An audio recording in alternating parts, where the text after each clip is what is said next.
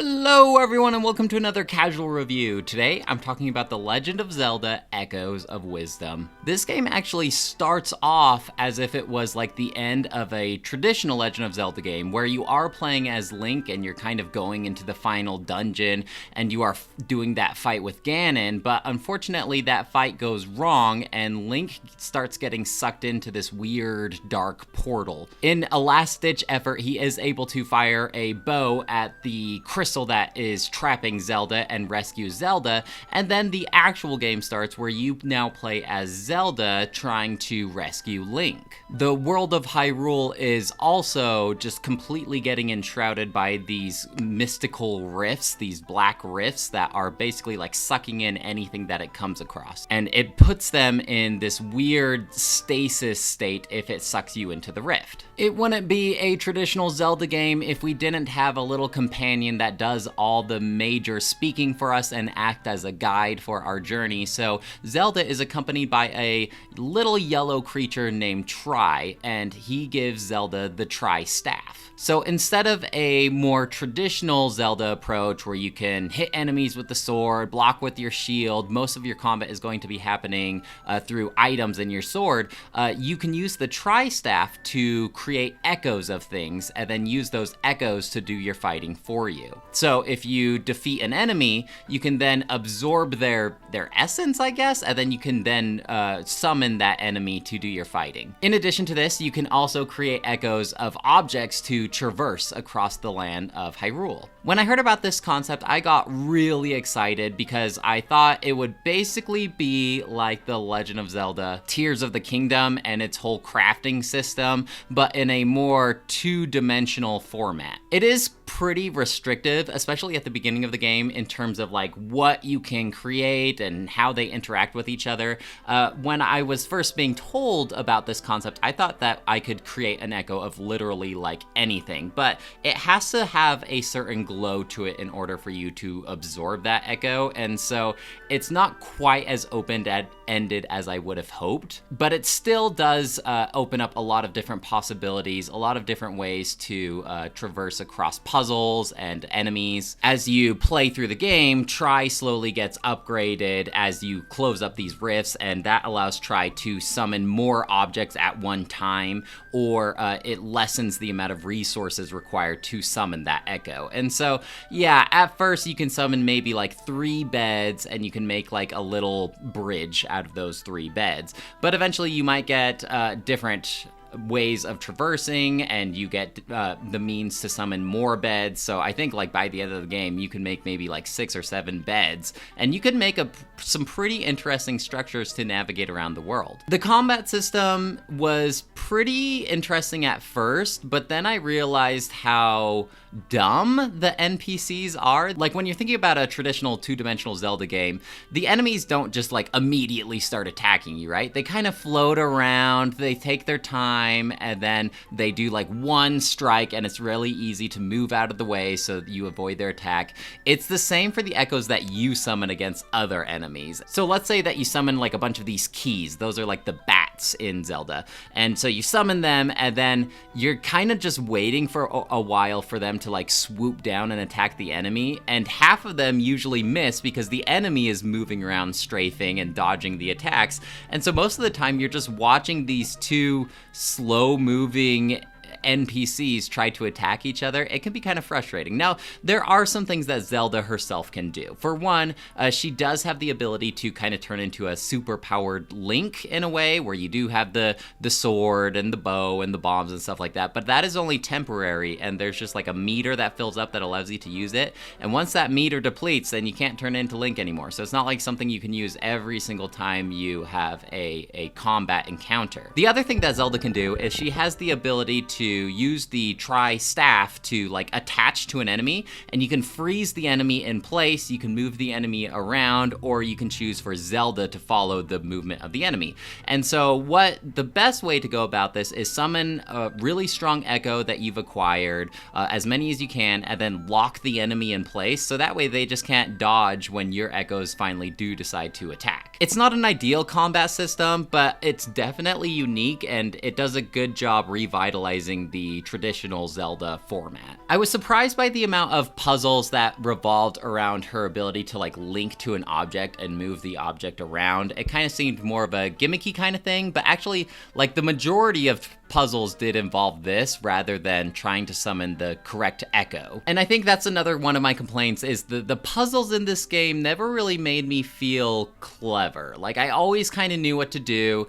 You tend to have your favorite echoes for combat and for navigating around the world and solving puzzles. And it's like once you have those echoes that you can really depend on and rely on, there's not a lot of like experimentation. There's not a lot of really feeling clever for having solved the puzzle that I enjoy in a traditional Zelda game. But what I do like about this system is the amount of variation that you can have in order to travel across the Hyrule plains or solve these little dungeon puzzles. It's not like this is the one solution. You can get pretty creative in terms of your solutions. It's just usually the creative solution is the one that takes a long time to do it, when you could do a much easier solution that's a lot more brain dead. Navigating around Hyrule is fun. I like the aesthetic. This is done by the same team that did the Legend of Zelda Link's Awakening remake. Grezzo, I think is the name of the company. Anyway, so it has that like porcelain toy kind of aesthetic. Everything looks kind of smooth, kind of shiny. It's a lot more vertical in terms of traversal compared to like a traditional Zelda game. Like usually Link can't even jump unless he has like an item called the Roc's Feather. In this one, yeah, Zelda immediately has the ability to jump. There's a lot of items that she can create using echoes that will allow her to travel vertically, and so you are able to like climb really high areas early in the game if you want to do so and you have the correct echoes. It's a kind of linear game where you kind of have the option between 2 or 3 different dungeons, and once you do all of them, then more dungeons open up. But you also have these like mini rifts that you can go into, because Zelda can go into the rifts without entering this stasis state, and you basically have to collect these like a certain number of these yellow orbs in order to clear up the rift. This also is what powers up Tri to be able to create more echoes at one time. And usually in the overworld where this rift was covering up, there's another little point of interest. Maybe it's like a heart piece or something like that. This game also has side quests, and so you go to all these different villages. There's like the Gorons, the Zoras. What's interesting about this is you have like the ocean Zoras and then like the river Zoras, and they have their own little plot line. You go to the Gerudo village, and all of these different villages, they're not like super huge villages, but there's like buildings that you can explore and shops, and then usually there's a couple of side quests that you can partake in. Sometimes they give you rupees, sometimes they give you items for smoothies. Smoothies are basically like you mix 2 items together and your smoothie will provide a certain benefit. Like maybe it'll heal you up, maybe it will make you glow for dark areas, little things like that. And so you can kind of like mix and match different smoothie ingredients to try and make a really good smoothie. Oftentimes I didn't really need a smoothie late game, but early game, when you only have a couple hearts and you're kind of exploring, you're going off the beaten path, there are some stronger enemies that can knock out a ton of hearts with one hit. So I utilize the smoothies a lot more early game than I did the late game. There's also outfits that you can unlock through these side quests. Not a lot. In fact, most of my outfits came from the amiibo functionality. Like if you scan a Zelda amiibo, a Link amiibo, or a Ganondorf amiibo, then they will unlock little costumes. Most of the time these costumes are aesthetic, but there is like a cat costume that allows you to talk to cats. I wish they leaned more into the costume aspect. I wish there was a ton of different costumes to choose from, and they all had little effects. They don't necessarily have to affect gameplay, but just little fun things. I wish they played around with the costumes more. There's also equipment that you can put on in the kind of like in the form of badges, where they have various effects like make you swim faster, faster, or there's one that I think is a must-have that makes you jump higher. That was definitely a game changer in terms of like traversal. And that's basically what you'll be earning with the side quests. Rupees in this game are quite handy. I like that they give you something to dump all your rupees on. There's like a great fairy that increases your capacity to equip more of this equipment. So that's nice. It's always nice to have something to kind of like save up for with the rupees, because I feel like a lot of a problem that some other Zelda games run into is you will acquire all these rupees, but like you don't need to refill your HP. You don't need to buy more items like arrows or bombs. So it is nice having something to save up for. You can also, there's like this material, I forget what it's called, but it allows you to basically like upgrade your temporary link form that you can turn into. Because I didn't use the link form as much as I probably should have, this resource wasn't that exciting, but it basically makes it so like your sword does more damage, or your arrows do have an additional effect. Little things like that. Another cool thing, it's almost like a pseudo echo, but they're called automatons, and they're basically like robotic echoes that are super powerful, but they can break down, and if they break down, then you have to spend a resource to like repair them. I wish that they introduced the automatons earlier in the game.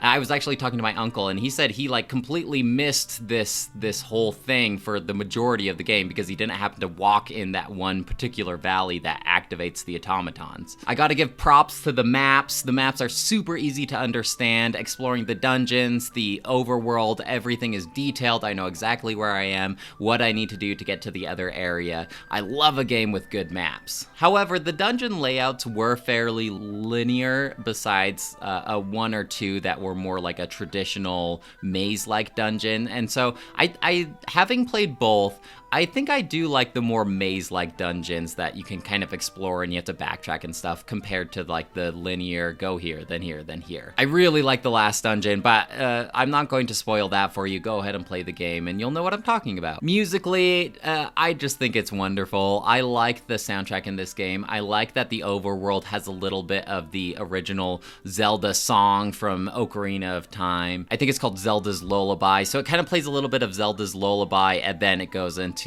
a charming, fun little overworld song. And that's just what this game has, just like a ton of charm with its toy-like aesthetic. Everything is kind of cutesy, but also maybe just like a little bit spooky. The music, I mean, it's a fun game. In terms of difficulty, I don't think it was too difficult. There were some parts, combat-wise, just because of like Zelda's limitation, and if you are like not able to turn into that link form, some of the combat can be a little tricky, especially with how hard some of the enemies hit. But yeah, it's not like a overly difficult game, but I don't think any of the two-dimensional Zelda games are difficult. It's not that long of a Zelda game either. Well, maybe it's about on par for like a traditional two-dimensional Zelda game. It took me about 20 hours to beat, and I feel like I did the majority of things. If I was to guess, I don't know if it tells you how much you've completed, but I probably completed about 90% of the stuff in the game. The performance can chug a little bit. Occasionally you'll run into hiccups.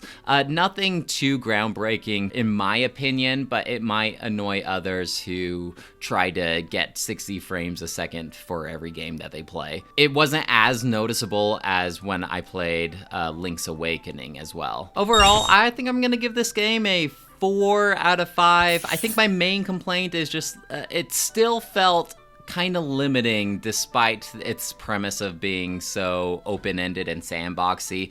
And I do wish that the puzzles felt a little more puzzly, but I really had a fun time playing it. I mean, it's a Zelda game through and through, and despite kind of being a black sheep with its combat, I think that it's just really charming. I liked exploring all the different areas and the dungeons, and so if you like a two-dimensional Zelda game, you're probably gonna like this. Well guys, that's it for me. Let me know if you have any questions or comments about The Legend of Zelda Echoes of Wisdom, and I'd love to hear what you have to say. Otherwise, I'll talk to you later.